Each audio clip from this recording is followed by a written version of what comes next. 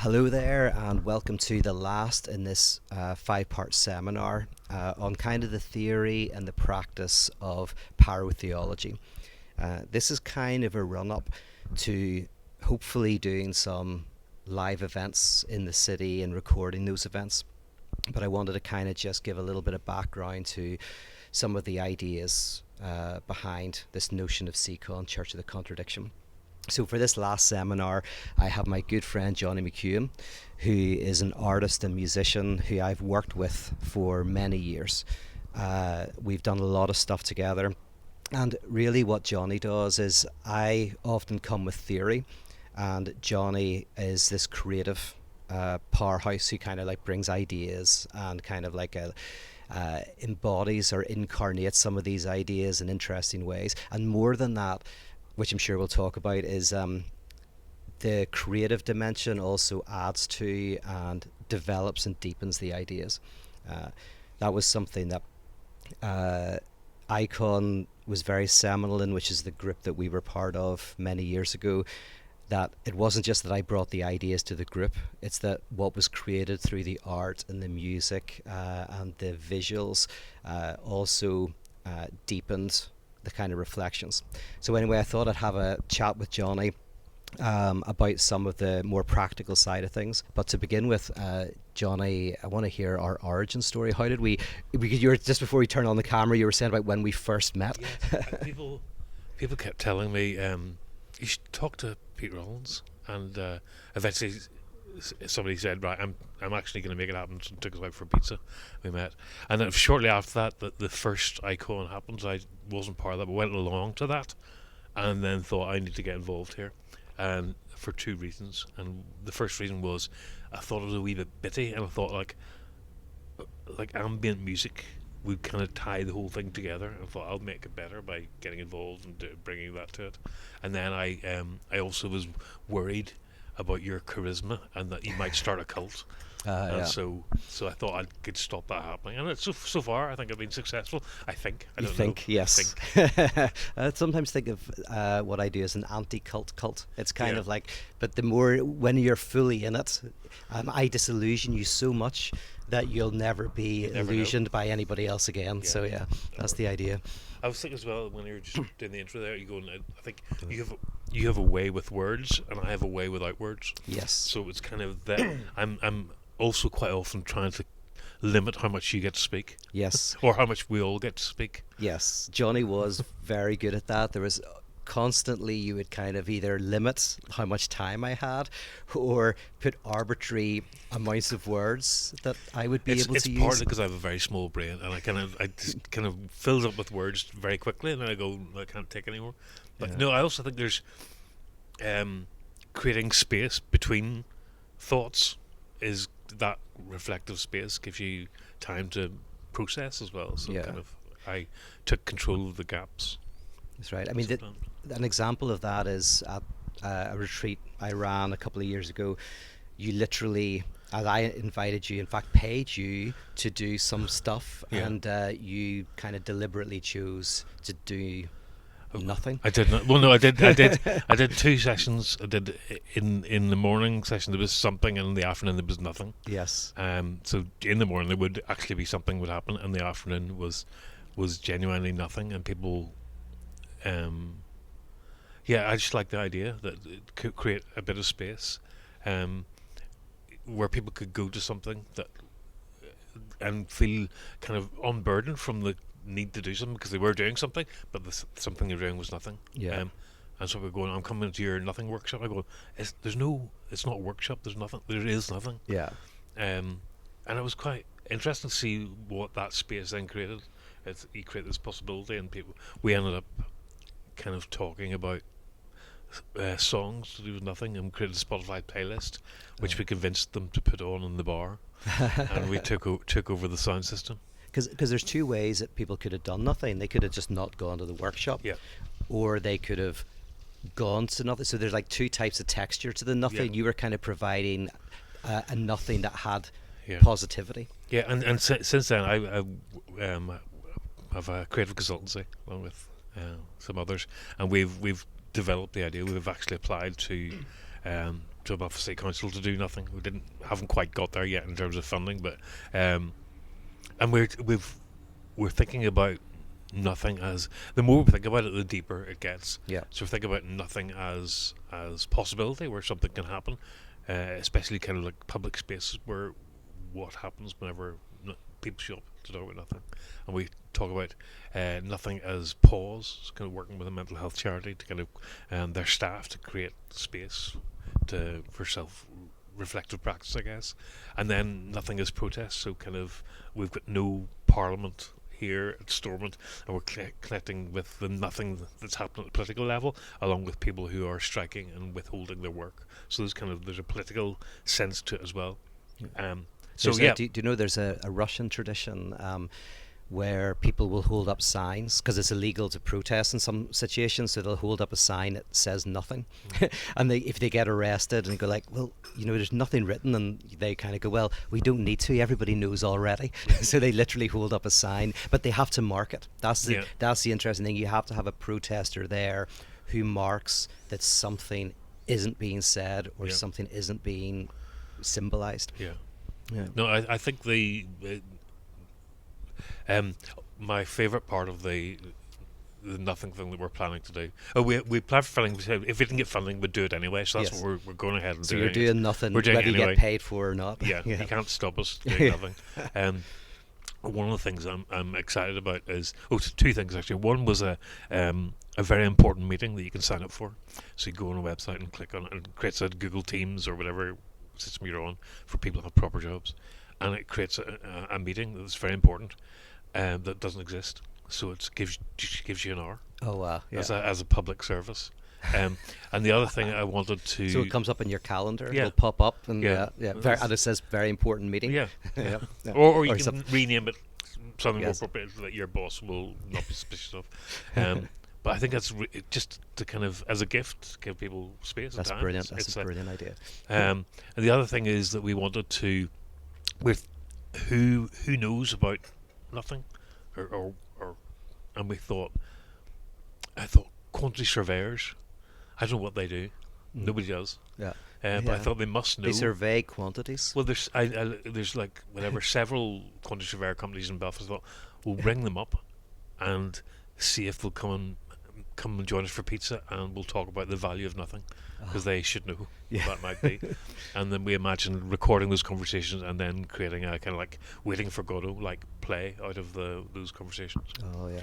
So cold calling quantity surveyors. I'm looking forward to it as well. So yeah. Yeah, that reminded me. This is an idea that you had, I think, when we did an event in Belfast, and we got quite a well-known musician to come, and we were running late. And the doors were closed of the building, so people were waiting outside. And often that happened. We weren't the most together group. Yeah. So people were waiting, and we were saying, listen, we're going to start soon. And we eventually opened the doors, and people got in, and we had to set up the equipment while people were waiting. And the musician did a sound check. And we had to keep kind of saying to people, listen, we're going to be starting any second. Now, we're just waiting for someone to arrive. That was another thing. We've got someone, speaker to arrive.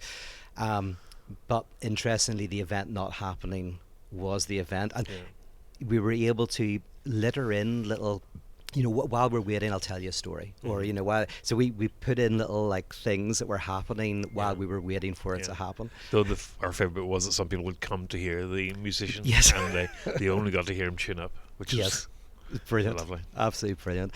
And so that was a beautiful example of, and it was playing on this idea of, eschatology or second coming, or also waiting, just this.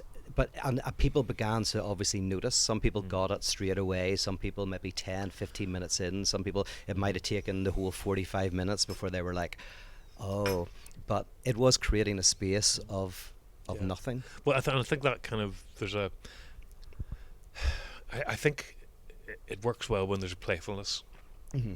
Yeah. That's not, there's a very fine line between being those are in on the joke and those who don't get it. Yeah. You don't want to create that space, but you want to kind of invite people in to get the joke unfolding for them. Yes. Yeah. I mean, this connects.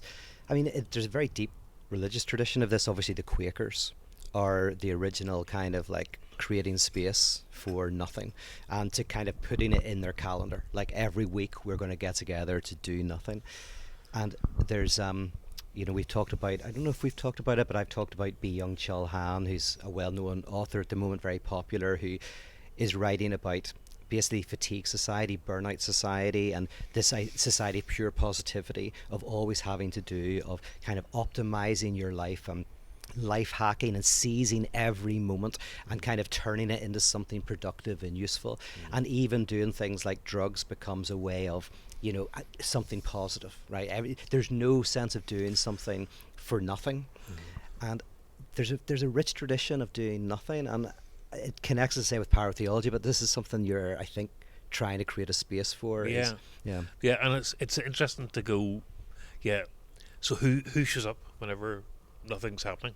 So we're kind of we're going to organise an event in Belfast and just say nothing's happening at the venue at 2 p.m. on the date, and see what happens. Yeah. So there's a huge danger that no one shows up.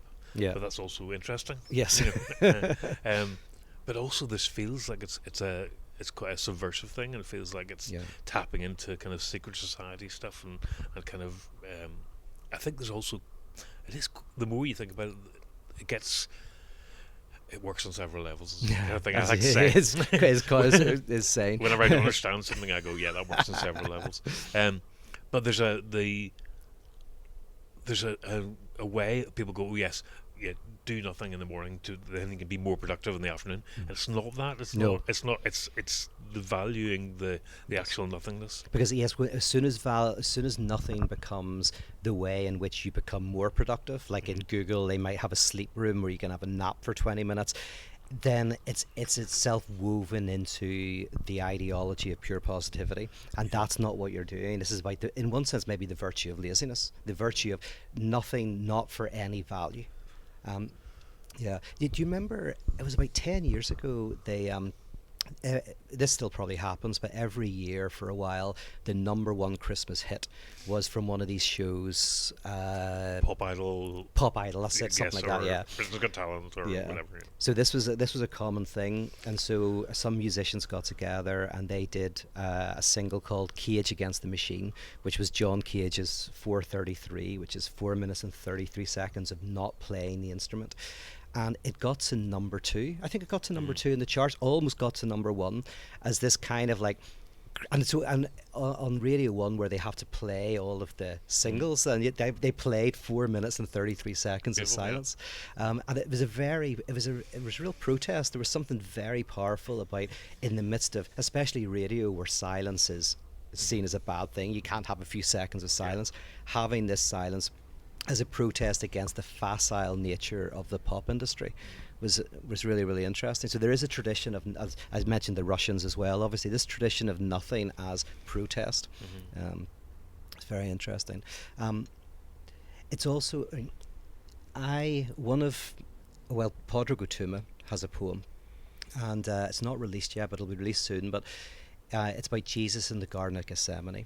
And there's this beautiful line in it where Jesus names God, and the name of God is my favorite, emptiness.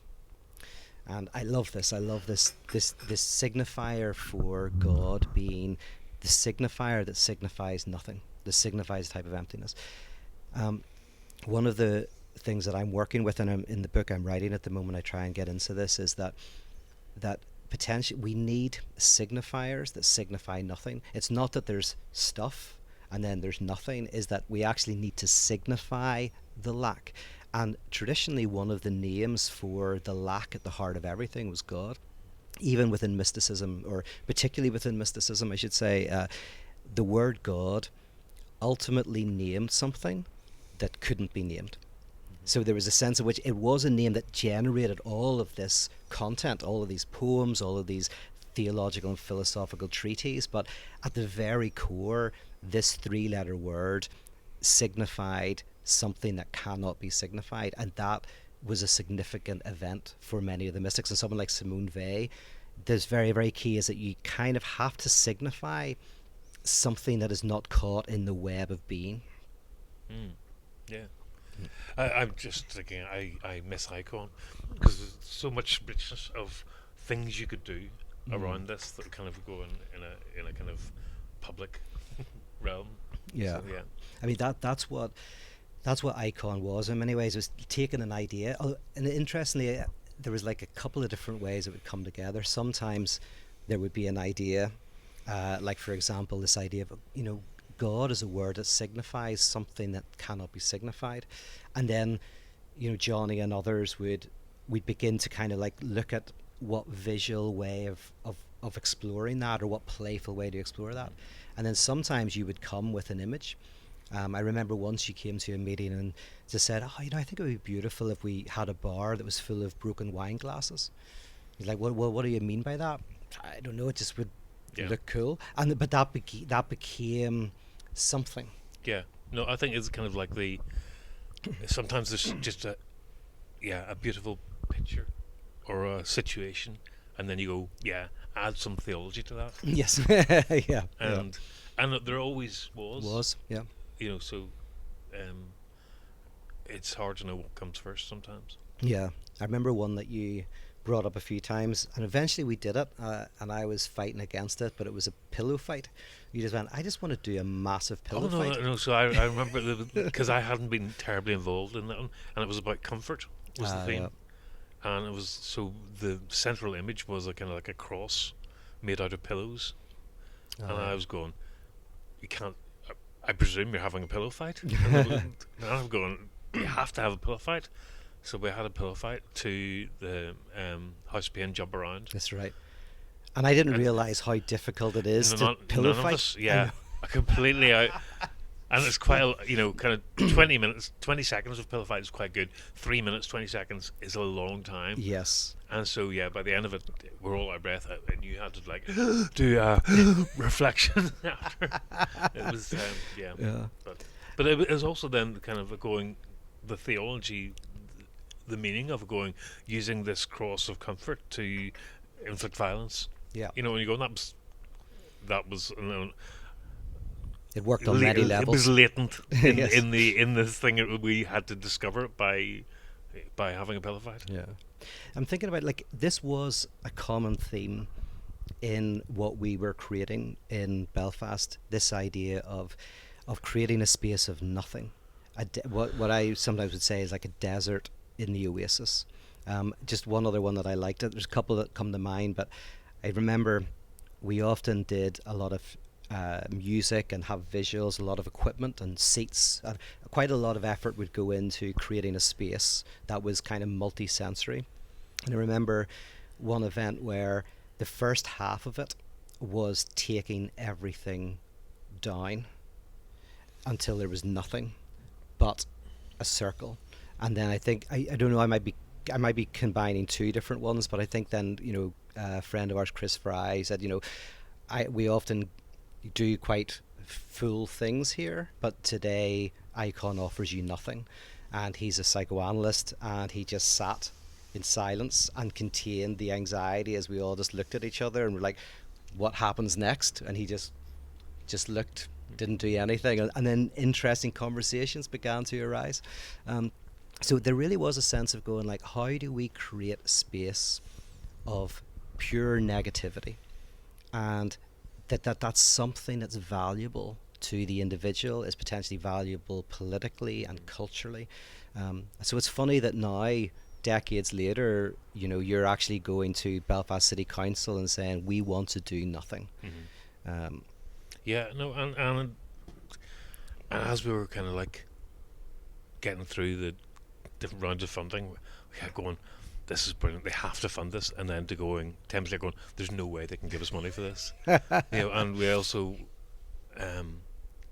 part of our strategy was that if we got the money, the first thing we're going to do was to bring the local radio station to complain that the council were giving artists money to do nothing. And just to kind of encourage that debate. Yeah. But I think there's I was just thinking there's, in terms of kind of how, I don't know, paratheology, I think the visual part of it is, for me, about this creating a disturbance, making yourself uncomfortable. So as you're talking about that silence there that Chris created, I was going, I remember that feeling, and I think that kind of, there's an energy in that disturbance where you would go, um, where you don't know what's going to happen, and that kind of uncomfortableness and sitting with that is opens up a lot of stuff. And I think Yeah. that's been a theme that we're kind of leaning into. Yeah. I'm just making doubly sure that everything's working. Yes, I get nervous because I'm enjoying this conversation, and I know that it's my fault if nothing happens. Yeah. But that would be its own interesting thing. Um, yeah. So, oh yeah, I was thinking while you were chatting that nothing always um, exists. Exists is not the right word. Insists, and one of the arguments of Byung Chul Han, I think, is that fatigue and burnout is the attempt of the body to do nothing. So whenever we experience fatigue, it is often an unhealthy form of nothing, of kind of like you have to stop, you have to, but it's like it's the nothing arising in a kind of vicious as a symptom. So it's almost like either we find a way to cultivate this lack and enjoy it and find playful ways to revolve around it, or it will find its way out. And it will find its way out in symptoms that are so common today, even depression, which is a type of lack of affect, where you just, it's not that you're sad, you just don't care. It's a form of nothing. So whether it's depression, fatigue, burnout, these are symptoms in which, in a society of pure positivity, negativity is fighting to be heard. Uh, Yeah, no, I think I'm just remembering. I used to have a fish tank, and um, I used to do nothing. But what I called the nothing I was doing was I'm going to watch the fish. mm, So I would kind of, you can't. It's really hard to do nothing yeah. and admit that's what you're doing. So you find creative ways for what you call that nothing. Oh So, yeah. Yeah. and I think sometimes there's kind of sometimes I'm watching background TV, so I'm not really watching TV. It's just there, Yeah. but what you want to do is nothing. But it's really hard to do nothing. Yes. So, yeah, Yeah. There's. I wonder. This idea of nothing, which it has a history within religion, has a history obviously within mysticism. It has a history within existentialism, but in its contemporary form, and something we've talked about in the seminar, is there's psychoanalysis is central to psychoanalysis. Freud talked about the notion of the das Ding in the other, which is that when I encounter you, there's the Johnny I can see, the Johnny I can narrate. There's the ego that we can understand, but there's also a dimension of you that is unknown, and that can cause anxiety. Go like, what, who is Johnny? You're always for the real person, and for Freud, which is developed in French psychoanalysis, it's the infant first encounters that question with the parents. What do they want? Why do they desire me? Why do they look after me or not look after me? Trying to figure out what is going on. Even the primal scene of the parents having sex, it's kind of what's going on, right? There's this question of the other, and then that connects you with your own abyss, this lack within yourself. Like, what do I desire? Who am I? And we fill that in, and that's what fantasy is in analysis. Is we try to fill that in. We try to avoid the lack. We try to give an answer to it. I try to figure out what the other wants and what I want. And it's just advertising. What Zizek says makes perverts of us all, which is the pervert is the one who knows what they desire. They've got a very solid notion of what they desire. And advertising makes perverts of us all because it gives you very concretely, this is the thing that will fill the lack. But something central to this work that we have been doing together and apart is somehow saying that this lack is not something to fear or to fill, but something to celebrate and embrace. And so I always loved, right back in the early days of Icon, when I was reading Pascal, and Pascal famously, he doesn't use this exact term, but in Pensée there's this notion of it's called a God-shaped abyss. And the idea for Pascal, and I've got a lot of respect for his work, but is the idea that we have this abyss within us that nothing can fill except for the infinite, the absolute. But there's another way, a radical reading of Pascal, which is God is not what fills the abyss. The God-shaped abyss, you read it literally, God is the abyss. and instead of trying to fill this abyss within the other and within ourselves, there's something incredibly powerful about staring into that abyss, and having the courage to do that. So, Yeah, I like that. yeah. Um, Here, tell us a little bit about then the creative process that we did, because one of the things we would do is every week we would meet together in a bar, and over 4 weeks we would create something. 4 Mondays we would start with an idea or an image, and by 4 weeks down the line we would have a bar and be doing what we would call transformance art. And you, yeah, I mean, I think it was an incredible group of people and we developed a shared language yeah, around, and I'm very comfortable with hovering around an idea, mm-hmm. and until we kind of nailed the thing. Yeah, And so sometimes that happened quite quickly, and sometimes it took a long time and felt like we weren't going to get there. But for me, I kind of think, that process of developing the idea was the actual thing, yeah, and then the performance of it, the public event, was kind of like it had to happen. yeah, But the work and the fun and the worship yeah, was in the conversations and the playfulness of the ideas and the even the ideas that got rejected and never happened, yeah, like, stayed in the language of it. yeah. So Yeah, okay, I want to say something because that's very key. Famously, Freud, in his interpretation of dreams, he argued that whenever you have a dream and you maybe don't remember something, it's fuzzy, and you go, "Oh, I just can't remember that." He says that form can be part of the content. So there was a woman had a dream, and I can't remember exactly what it was, but it was something about a child. There was some child, but everything was fuzzy. And then through interpretation of the dream, it became clear that she'd had sexual relationship with a number of men, and she was unclear about who the child she had a child who the father was. So the form of the dream was actually part of the content. And so in a similar way, what we were doing is the form that created the content was part of the content. And that's I think a very important, is putting together these events was as much the event itself. So yeah, I think it's very key. And I was trying to kind of go, how could you recreate that? And I think I think there's a process of the creative process is about kind of following your hunches. You have an idea and you go, that's probably it. I don't know what it means, but I think that's it. And then there's a parallel thing where you go, I have this brilliant idea, and then you realise that actually it's rubbish, and you let it go.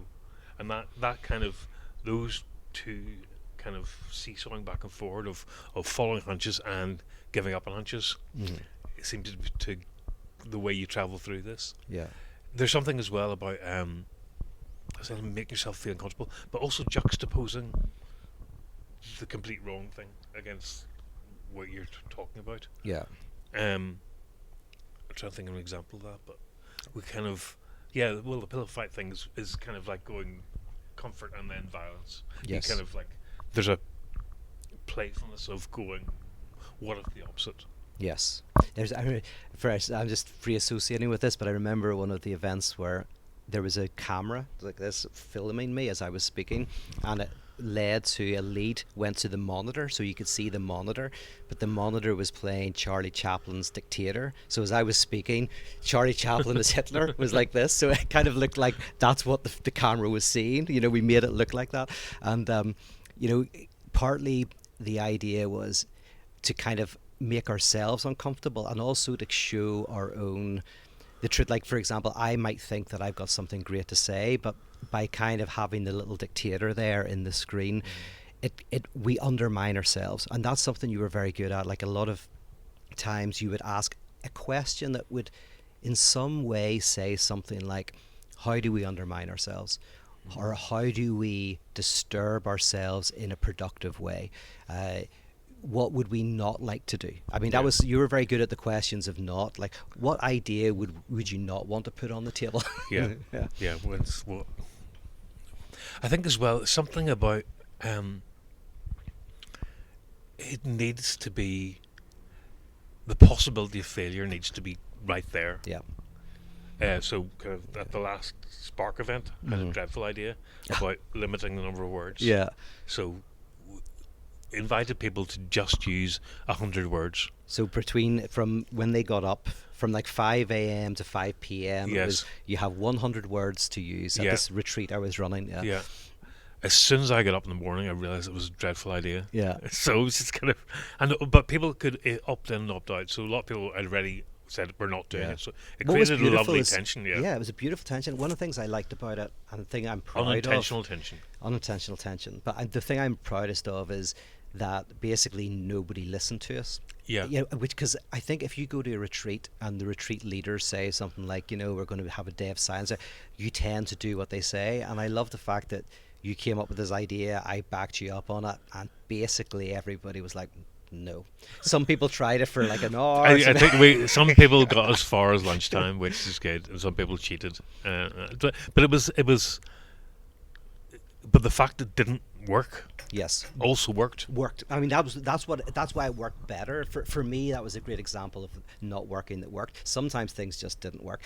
My friend Simon, Simon Jenkins, our friend, he when he read my first book, and the back of the book is some icon services liturgies, and he was like, Pete, he's kind of like, these sound amazing. He said, really, really good. And he said, I was at them and they were never that good when I was there. And I was like, that's perfect. I can make them sound great, but half of them kind of did something really interesting. Some of them fell flat, and some of them fell flat in interesting ways. But there was this sense of, like a scientist, is a failure is itself interesting. Yeah. Yeah. And I think it's something where some of the stuff I've done recently with you was kind of as one of the wake things where I in my other part of my life I do some facilitation stuff where kind of like at the beginning I would quite often kind of gather people's questions and I would try and answer them whatever over the weekend or whatever, and I just imagined what would be the opposite of that.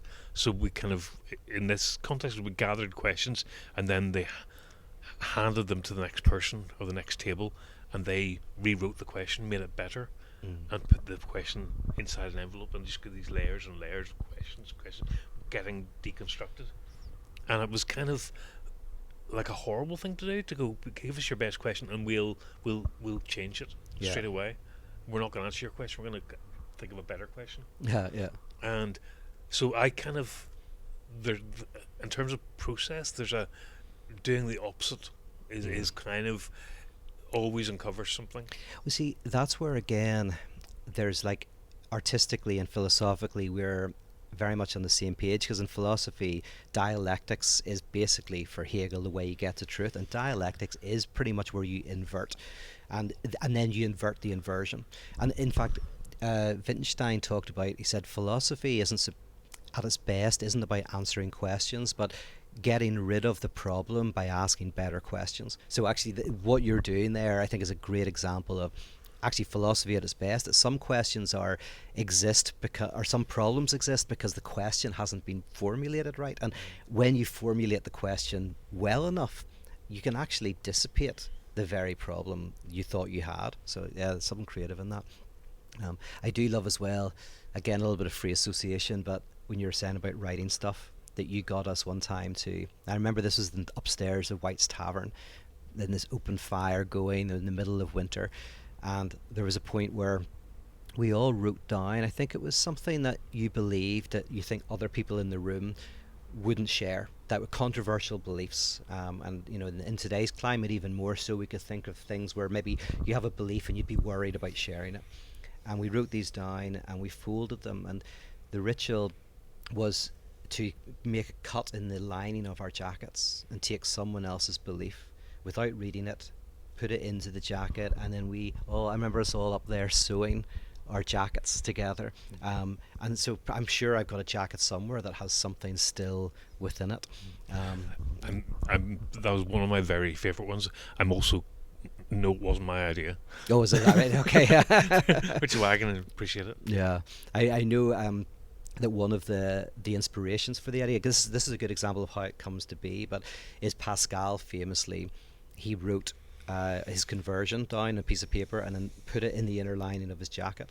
And so I think the original idea for that came from just that fragment of, oh, that's a really beautiful thing to do, to put something in your inner lining, and then it develops from there. I promised I wouldn't do this because you said we shouldn't do this, but we're talking about some stuff we've done. Can I do one more? Okay. He wanted to talk about more contemporary stuff, but I remember it might have been upstairs in White's. We got this sermon called "The Singing Ministry of Christ," that was given by this preacher called Ian Paisley, who's a very kind of fundamentalist preacher, kind of like a Pat Robinson type guy. Hellfire and brimstone, if you look him up, it's kind of crazy stuff. But this sermon was quite beautiful, and I think, Johnny, you did music in the back of it, or we had some people doing music, maybe it was Ben, and we had music in the back of this sermon, and we listened, and every time he said something that you kind of thought was violent or bad, you put a rock. So we first heard it with Carrie, who was speaking with her lovely Southern Irish accent, and Jesus' ministry of singing, and it was just without any context, and they're going, that's quite beautiful. It's quite religious for icon. We don't. So it was but it was beautiful. Yeah. And then the music switched to like a minor key and quite sinister, and the big picture of Paisley comes up on the screen, and then we hear the exact same words with his voice, which is very recognisable. And so the words that you'd found comfort in, you're now being disturbed by. Yes, that was it. So the first time you heard them, this friend of ours, Carrie, she literally was saying these words, and then it was Ian Paisley's. Yeah, that's and that was, it's still disturbing. And so then what we did is we did a gathering where we did the whole sermon, and we put a rock when he said something beautiful on one side and a rock on the other, and if he said something we thought was violent or exclusionary, and you just saw the rocks building on the side of love and beauty.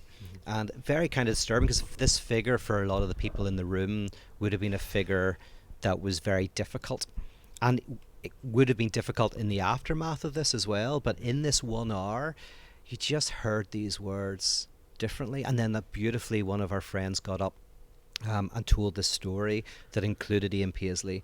It's a friend of ours, Jeff, and his twin brother had terminal cancer, and this is many years ago. He was in his 20s, and someone had told Ian Paisley's daughter about this. Ian Paisley was a political figure, and when they were all at the hospital, Jeff Gadd is from a kind of nationalist Catholic background. Ian Paisley is a loyalist Protestant background. These are like the big division here, and Ian Paisley showed up at the hospital with his nationalist family to sit and listen and pray with their brother, his brother, and then said, "Here's my number. If you need anything, you let me know," and left. And for Jeff and his family, Ian Paisley was and remained a figure of violence, and yet he also had to make space somehow for this act of grace.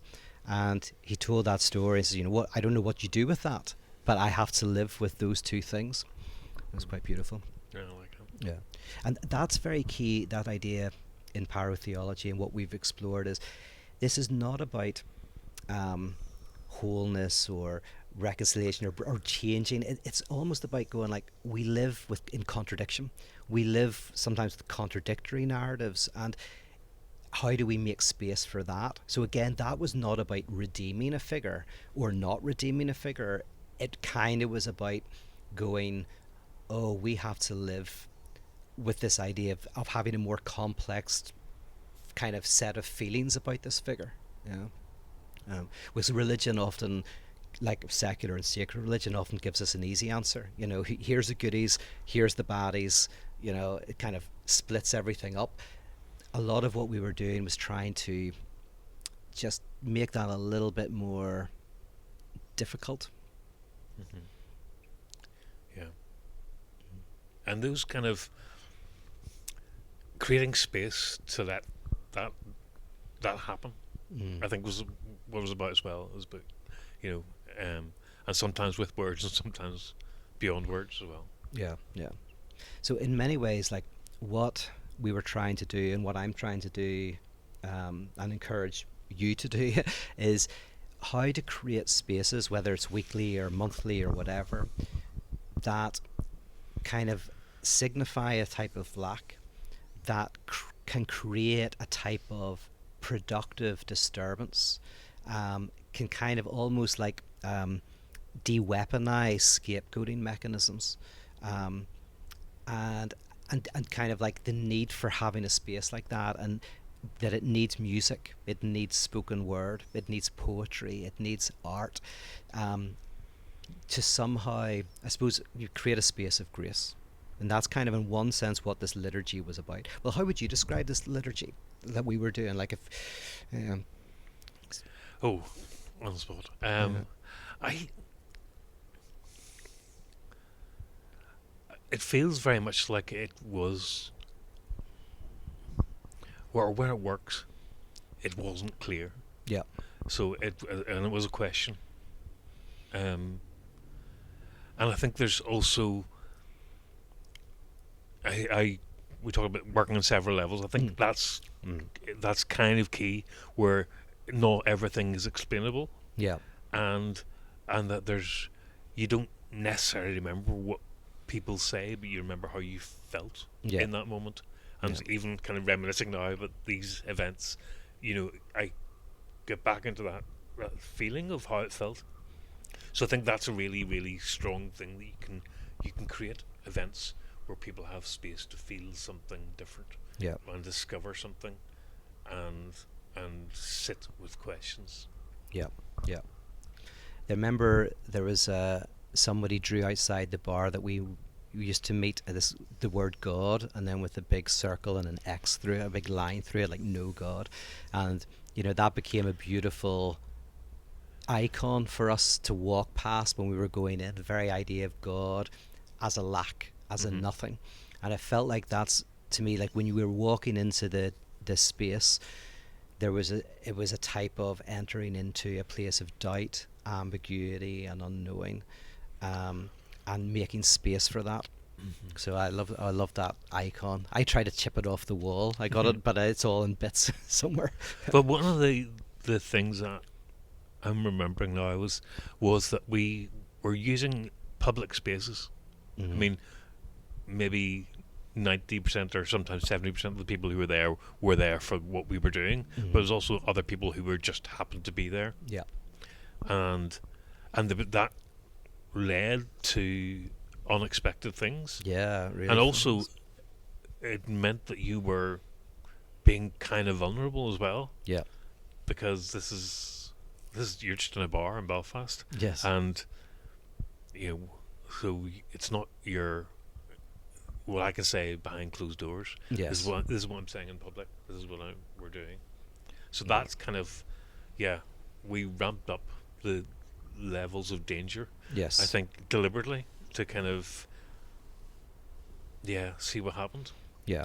Yeah. And I remember in Easter, we did this reflection on Judas. I think it was Easter Sunday, and the darkest part of this event with the music, and we're all Judas, and there was this blood thing we were dipping our hands in, and I remember someone at the bar was like, "Happy fucking Easter!" It's brilliant. Uh, Yeah. um, uh, in terms of how I kind of try to conceptualize what we were doing now, um, there's a Lacan famously talked about what he called four discourses, four ways in which we can communicate with social institutions or each other. The first one was called the master's discourse, and that's a discourse where someone just tells you what to do, like a boss tells you what to do and you do it. And there are religious communities like that where divine command theory, God tells you what to do and you obey. And Then Lacan talked about what he called the university discourse. The university discourse is a discourse in which knowledge is given to you, a way of wisdom, basically. So you're given kind of life hacks and how to do well in the world or whatever. Now, actually, in the master's discourse, the truth of it for Lacan, there's, if you look up the symbols, but the truth of it is behind the master is really a divided subject. So every master is really hidden behind it, is really a divided subject like us. The university discourse is hidden behind the person who's giving you wisdom, is power, is money, is so there's is a master. So behind the kind of the university is often it's making us better workers. So you get a lot of churches, more progressive churches, that maybe tell you how to vote, what's moral, what's right or what's wrong, but usually in the service of just the contemporary ideology. And then Lacan talked about the discourse of the analyst. And the discourse of the analyst is what you see in psychoanalysis, where the analyst sits behind you, so you maybe are lying down, you don't even see them, and they become a gaze that you can't see, and they become a silence that you can't feel. So we're talking about the nothing. That's what analysis is. You go like, why is the analyst not saying anything? Because they're creating a space in which nothing is being said, and then you can start to project onto them all kinds of weird things. And in the analyst discourse, you start to see your own desire. You start to see your own unconscious enjoyments. And then finally, for Lacan, there's what he calls the hysterics discourse. And the hysterics discourse is when we are directly addressed by a questioning subject. And for me, what we were doing largely with these transformance art events is ultimately creating an hysterical God, where the liturgy had division in it, had questioning in it, in such a way that we became comfortable with the question that we are ourselves. So by hearing doubt, ambiguity and complexity in the music and the art, by creating a space of nothingness that was celebrated by the liturgy rather than being answered by it, we became more comfortable with that dimension within ourselves. And so what I really started this whole 5 seminars on was this image of the hysterical God. And I think that kind of gets to the heart of something that we were, without knowing exactly what we were doing, kind of exploring. Do you have any final thoughts before we finish up? Any? No, I kind of I'm interested to see what's going to happen with the CCon thing. I think that's that there's a possibility there, a kind of the thing that doesn't exist. I'm really interested in what that might be or might become. And yes, that's kind of the not knowing is the exciting part about it. So what's the plan? Was either who knows? No, I think this space, and something. Yes, that's the idea. Is like hopefully we're going to use this space. I'm going to do maybe a handful of events to kind of again flesh these ideas out in some sort of way. So that's the plan. With a house band. Yes. That's house band, some spoken word, whatnot. And some ideas. Cool. Okay. Well, listen, man. Thanks very much. If you want to check out Johnny's work, Johnny McEwen on Instagram. At J McEwen Art. J McEwen Art. And yes, I'll put some details up about it. So thanks very much, guys. I will see you soon. Bye.